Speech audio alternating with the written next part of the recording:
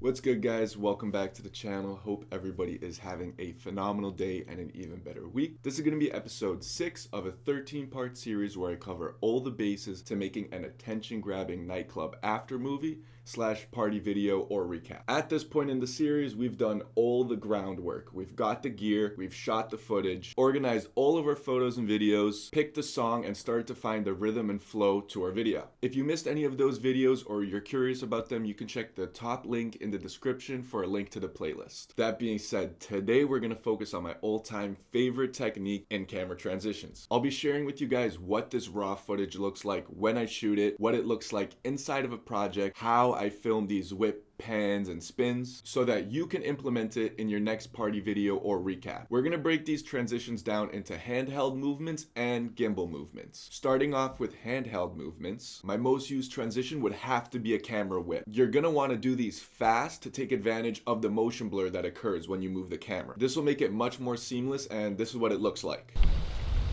Left to right and to left. That's how you can replicate it. Now let's see what it looks like inside of Premiere Pro in the final project and what the raw footage looks like. Taking a look at this project from just a couple of years ago, you can see in these beginning shots we're doing those whips. We're basically moving from left to right, right to left, and we're doing it fast and speeding it up in post-production, utilizing speed ramping to really sell the effect. These are push-ins we'll talk about later, and then here again we see those whips. From right to left and then left to right. Here are some more examples of those same whips. Now the reason why these whips work so well is because we're also utilizing continuity and framing, which we talk about in the following video. Right now we're just going to focus on the transitional part of it. Let's take a look at what these 3 clips look like in their raw form. We're going to open these up in Finder, and in reality that 2-second clip is actually 38 seconds, and these are the kind of camera movements that I'm doing. I'm starting from up and going down below. I'm trying to go above the crowd, like I said in my last video, holding the gimbal up super high. Now I'm starting to do the whips and the pans, right when the beat drops. And I think right here is where we got that shot for the video. I pan from left to right, and then in case I need to move from right to left, I also cover my back and do it the other way, depending how the previous video on the timeline flows with that shot. So I have a little bit of both. And this is actually what that second video looks like. Kind of just moving the camera to the beat of the song, everybody having a good time. And I flip the camera around, and then that's the shot right there. Same deal with those left to right pans, just doing them a little faster. And knowing that, I'll be able to include them in the video one way or another. Then we can take a look at this final clip here, reveal it in the Finder. And that's what it actually looks like, just moving the camera up and down to the beat of the song. Nothing too crazy. Sweet, so now we can focus on camera push-ins and outs. This is what that looks like.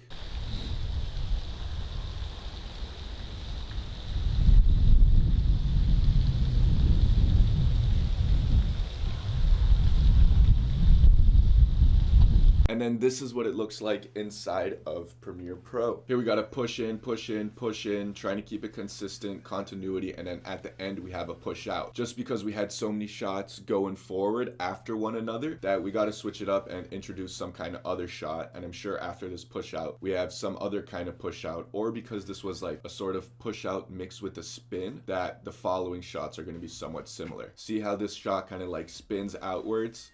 Then a spin, all of those shots spinning leading into that. Let's jump into the original file and check out what this originally looked like. But yeah, essentially what I'm doing is looking for audience members that are having a good time, and I'm just doing a bunch of push-ins and push-outs on them. I saw these people to the left of me stick out their hands, so it looks like they're doing something fun. And then the following shot is this push-in here. The lights hit like at the perfect time.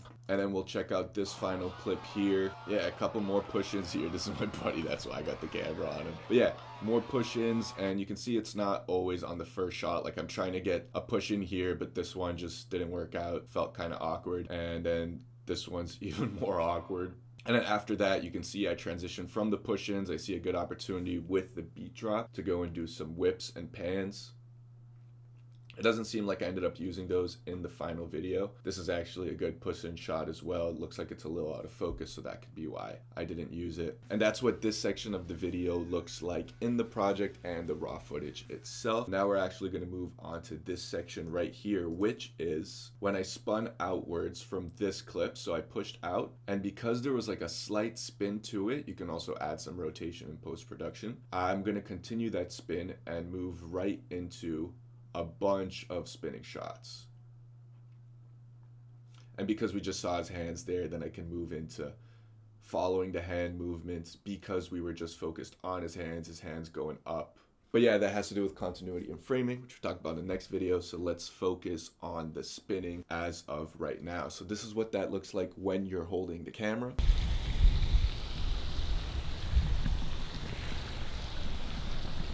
And once you're inside Premiere Pro, this is what that looks like.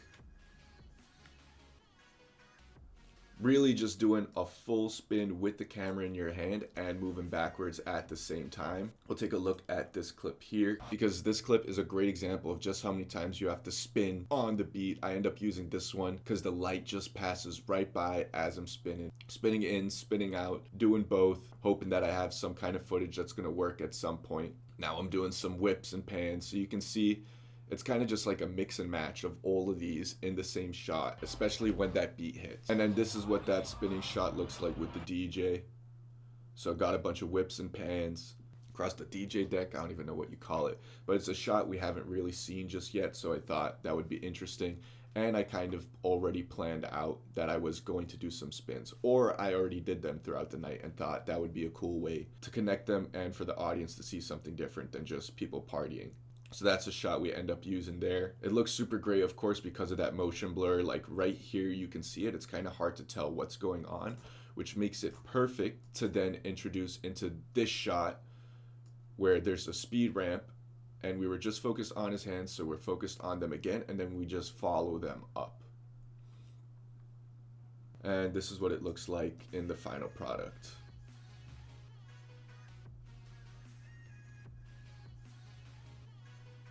The next handheld camera movement is going to be following motion. A great example of this is this video right here where we're paying attention to his hands. They're directing the attention. He moves his hands down. So we start the next shot with a shot of our attention downwards, like when this lady stands up, she's moving from down to the top and her hands fly up once again. So we had the previous focus from this shot on hands. Again, we have them on the hands. So then the next shot, of course, we're going to have movement with the hands. Another great example here is on the football field when she moves her hands forward. It's moving in this direction, so the next shot would be people marching in that same direction. Here in her hands, we see her flipping a prop gun, so in the next shot, we see someone flipping a flag. And then she's flipping this baton thing as well on her hand right there. Following motion with your camera is kind of hard to replicate like in the past examples that I did in person. It's kind of just like a on-the-spot thing, but this is what it looks like inside of the project, and we'll take a look at the raw footage as well. This example is honestly pretty hilarious because this was super hard to plan out. I wanted to follow his hand movement going up. We start with black, and then we see the movement, we go back down to black so that we can start this next clip here from the roof, which is black, and make an easy transition with a whip down to a whole different scene, kind of making it look like we just teleported to a whole different shot. This transition is never easy to pull off. I'm explaining it to him right now. I tell him to put his hands up and back down. That one wasn't it.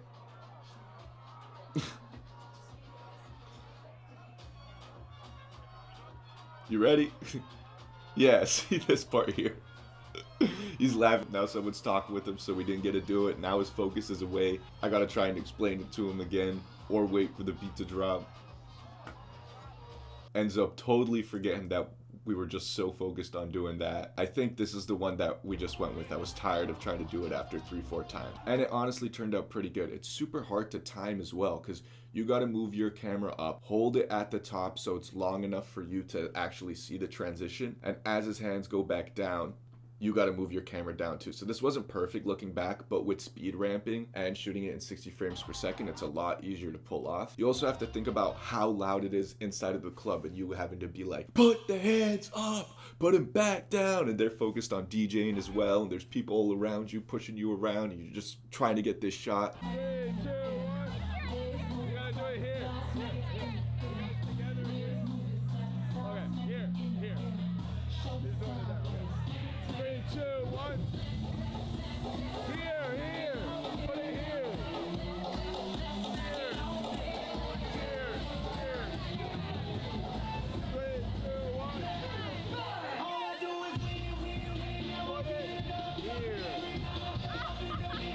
Everybody's hands go. And they stay there. When you can pull off the shot and it ends up something like this, it's totally worth it every single time. I mean, that's everybody's favorite part of the video, despite it being crazy difficult to plan. And for the next shot that I transitioned to, this is like the first one we talked about. It's basically just a whip from black, so I knew that the roof was black, so starting from there would be a good way to transition it. Now, I didn't know if this whip from the ceiling of the venue would be the final clip that I was going to use, so I just do a whole bunch of whips throughout the night. As you can see here, I start from the roof, purposely pan down, and hope that it's a great part of the song. I probably do it again. Here I also start from black in case I wanted to start from the bottom and go up instead of start from the top and go down. So what I mean by that is I went from the roof to the bottom, but what if I move the arms moving downwards to this shot right here, starting from the bottom again, which would have also worked well. Just trying to get a variety of shots, and also making sure that when you finally do get that right whip pan, that the crowd is good too, because just remembering to connect these shots is not enough. If the crowd is dead, you gotta also plan it when the crowd is rowdy, because you're trying to make it look like this is a night that everybody missed out on and they have to be there for the next one. Here's also another great example of following motion and like a whip pan. I start in this shot and move upwards towards the black like we kind of just did in that shot with the DJ. And then in this shot, you can't really see, but this is right where they switch because you don't see the flag anymore. And then in the following shot, I just start from black and I pan downwards. So you're really just going up, finding something that's the same color. If it's orange, then find something in the next shot, start from the top that's orange, and then move downwards into the following shot. And that's how you're going to achieve that. Here's another example of that same transition in another video. It gets pretty stale pretty quick, so I try not to include it in every single video, but when you do pull it off, like I said, it is nuts, and everybody does wonder how you did it.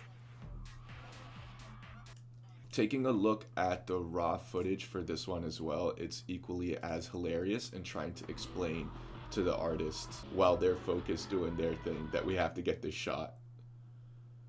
Moving from down below, up, and then back down. He's like, did we get it? And then trying to do it again. And this one not being timed well. I moved upwards because I was being impatient and trying it one more time. And I think this is the one we ended up going with. And back down. So then, of course, the next shot we start from up above and we move downwards into a nice long shot moving along to the beat of the song in post-production and actually there. And then lastly for handheld transitions is a variation of the whip down, which I now call the Hoffer because I revised it a little bit, where it's my buddy Sebastian Hoffer, who's an incredibly talented wedding videographer. This is basically when you whip to different parts of the image. In this example, we're starting off at the logo and then showing the line, which would usually take two different shots, but we're including them in one in a super cool way. I would normally do this way too fast, but I kind of like Hoffer's method of just doing a slower whip downwards and being able to tell the story of two shots in just one in a super cool way. The logo of a bar that we're trying to advertise and the crazy long line that's out front, and being able to do this in a super cool way. And you don't just have to do this with logos and whatnot, but here's another example of that whip down where we started with the bar's name and a pretty funny sign. And then we whip down right down to the DJ. So we've seen the logo with a packed line outside, and we've also seen the logo with the super popular DJ around here and how the crowd is having such a great time at this bar. And the way that you're going to capture this whip down, or the Hoffer as I like to call it, is like this. Oh, you pause and then you whip down? Yeah, he kind of like, it's like if you were filming somebody's face and they're doing something with their hands, so you get like both in one shot. It's pretty cool. You're basically just going to get a bunch of whips downwards. I was trying to do something here where I zoomed into the logos, but it didn't end up working out. But I did resort to this whip down. From the logo back down to the DJ. I'm sure we try it again.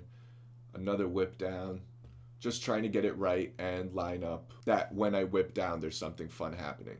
And for the logo shot, I'm sure it's pretty similar, just a bunch of whip downs until I got it right.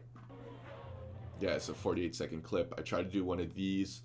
I didn't think that this matched the vibe very well, one of those opening shots. It's more of like a professional technique. But I did like the whip downs. You can see I try a little bit of both just to have the variation when I get back to editing. Then I even tried doing like a little reveal and the whip down. But now we have all of the handheld transitions and movements out of the way. Now we get to focus on gimbal transitions and movements. Focusing on the side to side first, which is pretty similar to like the whips with the camera movements, but this is utilizing a little less motion blur. So this is what that looks like. In the edit right here, we see some great examples. You can't really tell too much of a difference just because these clips go so fast. But you can tell how much smoother these push-ins and push-outs are with the gimbal. And then here finally we have like a side-to-side movement. But yeah, it's pretty difficult to get something like this handheld. But yeah, having the gimbal and doing those side-to-sides like a shot like this as well. And of course we're going to check out the raw footage, which is located right here.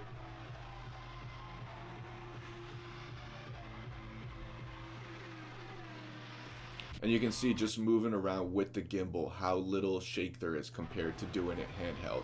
Like right here, really focusing now, look how little shake there is, and I'm moving across the stage. It seems like this is the shot we ended up going with, the one that has the least amount of shake right there.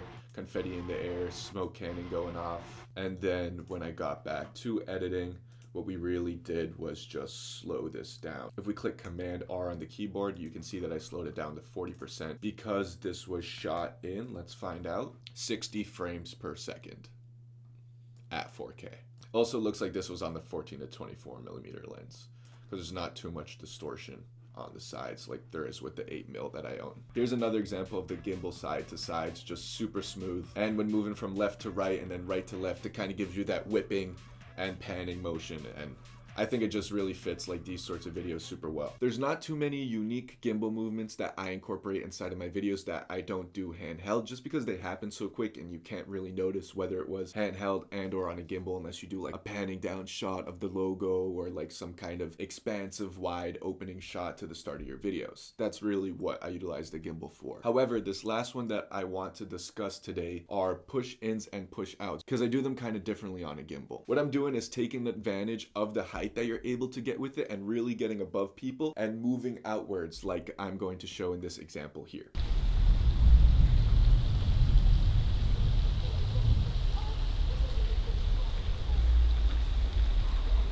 So we just got to picture that like somebody's right here where my hand is, and then just going like this. And usually it's from like way higher if you're an audience. And then being able to do the same thing from here, like starting from the roof and then going down. An example of a push-in is right here on the gimbal, super smooth. You wouldn't be able to take like 7 to 8 steps doing this handheld and keep it that smooth. Here's like a push out. I don't know if that's with the gimbal or not. It's still smooth.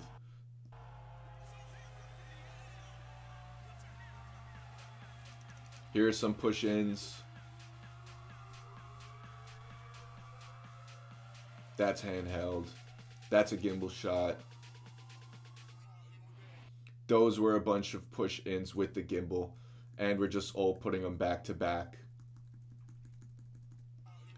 Zooming in post-production, just so you keep that moving inwards. Handheld. That's handheld, even though it's like a whip or a pan. Those push outs are on the gimbal, push out, and then another push out one more time. And then here you can see how much higher I am above the audience, and that's just being able to move my camera like this and around. Right there, once again. These clips are great examples of gimbal shots. If we check them out in the Finder, this is a different project, but you can see that I'm on the stage, the camera's super steady, and I'm able to just move the gimbal in like a spinning fashion as they like blow a kiss outwards, pushing out. And when your camera is this wide, it's so hard to not get the subject in the center of the frame. Great example of a gimbal push-in shot. Just being able to move so smooth, like right into the smoke, and then being able to transition using this smoke into another shot with smoke. Oh wait, there's another shot with smoke right here that we can make it seem like I was in two locations at once, when in reality these are just two completely different shots. That's a cool transition in itself too. Now that we've talked about both variations of these transitions and I've shown some examples, let's talk about why they work so well. When you film at the appropriate frame rates like 24, 60, or 120 frames per second, these are pretty similar to what the eye sees. The one that being the most similar is 24 frames per second. So when you move your head really quick, you kind of see that motion blur. Now filming at 24 replicates what you see. So when you whip the camera really fast, you get that same effect. And then when you match that with having a subject in the center of the frame and or something of the same color like an orange roof, and that's how you're able to pull off a transition like that, because it just starts to blend and blur together because the objects aren't so defined and clear. And when you already whip and move the camera pretty fast and there's natural motion blur, then when you add speed ramping to the equation and you make these clips even faster, it kind of disguises the clips, and it's super hard for the eye to pick up on which clip is which and how you transition them. Now that we know moving the camera super quickly plays a massive role in this due to motion blur, now we can talk about what you do when you're on location shooting these videos. My personal suggestion, as you've seen in the raw footage, is to try and include all of these transitions in one recording. Start with a couple whip pans from left to right, right to left, from the bottom to the top, from the top to the bottom. Then do a couple spin ins and spin outs like the examples that I've shown. Try and do a different transition every single time you press record. If you see people dancing, do a push in but don't end the recording there. Also do a push out. Then when you chop these up in post-production, then you do the same thing for a DJ or a bartender making drinks or all kinds of different shots throughout the night. Then you're able to chop together a bunch of push-ins and or outs. Same thing with spins and the other transitions. What I'm trying to say here is you're not going to be able to plan out 90% of the transitions that you're filming at the time, unless it's the DJ throwing his hands up and you wanting to do a pan down from the roof after. That's something you can plan, but all of these spin-ins and spin-outs, unless there's a super memorable shot like the smoke going off, it's very unlikely that you already know how your edit's going to look while you're filming it. That being said, you're going to be shooting a lot. I usually come back with 80 to 120 clips within a 3 to 4 hour shoot at a nightclub. But on the other hand, you're also going to delete a lot of this footage. And then once you do that and you have your push-ins and spins and whip pans, now you can open up your editing program of choice and start to connect these together. So now all you'll have to do is go in with the mindset of giving it a try, and then you got nothing to lose. The more you do these transitions, the more comfortable you'll get doing them, and the more confident you'll feel that when you get back to the editing lab and or your computer, that you can stitch something together. And for example, if you don't like the transition you use, all you have to do is just chop out the start of that, use the middle, and you still have a great clip. So it's not like you're ruining it by including transitions in your video. But now you're super happy with the footage and how it all turned out. And I want to share with you guys some tips about working with these transitions and how we can make the workflow easier that I've learned in the past 3 to 4 years utilizing these transitions and trying to connect them in post-production. The first one being utilizing a pancake timeline. You can see this on the screen now, and basically what you're going to do is put all of your footage on this bottom timeline, chop up the hours worth of footage. I trim mine down to about 13 minutes. Then from here, it's going to be super easy to just press the down arrow key and sift through your footage and find out which transitions you want to use, like this left to right movement, being able to connect it with another left to right movement. On top, having your final timeline so that you can easily drag this shot, for example, onto the timeline and then find another one down here with a similar movement to go and connect it. If you thought that was cool and you never really heard of a pancake timeline before, make sure to check out episode 3 where I discussed this in detail. detail and why it's so effective for nightclub editing. The second tip being getting familiar with your footage. This is best to do it right after the night when you're done filming because it's all fresh in your brain, but you're gonna kind of want to know where the pans are and what shots you want to use at the start of the video, which ones you want to use for the build up, and the shots you save obviously for the drop of the song where you can get the most hectic and have the most fun with the edit. Going through and chopping up all of your footage, like I mentioned previously, in this pancake timeline method is the best way to do that, because at the end of it you're only going to be left with your highlights, making it much easier to remember where each shot is, and it also being in sequential order of the night. And then before you know it, you start telling the story of the recap, how the night started, what it looked like, what people were doing, how the end of the night went. You start connecting these transitions, and then you combine these transitions with some of the other things I talk about in the past and future episodes of the series. And before you know it, you've got yourself an attention-grabbing nightclub after movie / party video that blows people away. And they'll have no idea why, but the video just feels right. With that being said, I'm gonna wrap up the video here. If you guys enjoyed episode 6, make sure to check out the rest of the playlist right here, and check out the next episode where we talk about continuity and framing. Anyway, I'll catch you guys in the next video, Thursday, 11 a.m. AST. Peace.